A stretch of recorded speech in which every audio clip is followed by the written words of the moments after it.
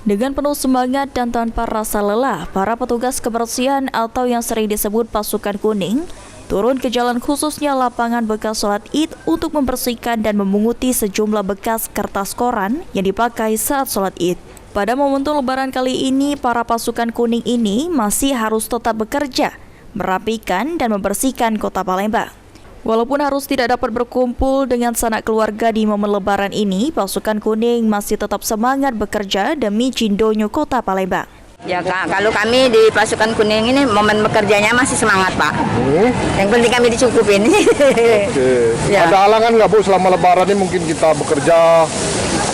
Enggak ada halangan Pak. Nggak ada halangan. Kita tetap bersemangat membersihkan Tetap Palembang bersemangat Koordinator petugas kebersihan mengungkapkan jika mereka tidak ada kata rasa lelah dalam menjalankan tugas demi kota Palembang dan selalu siaga selama 24 jam. Ya, bagaimana sudah tugasnya kami ya. Jadi memang tidak ada kata lelah lah bagi pasukan kuning ke kota Palembang, biar bersih terus. Ini kita standby 24 jam atau gimana Pak? Ini standby-nya kalau 24 jam standby kita 24 jam, tapi tidak ada keringanan lah dari orang kantor. Kalau aman boleh kita silaturahmi.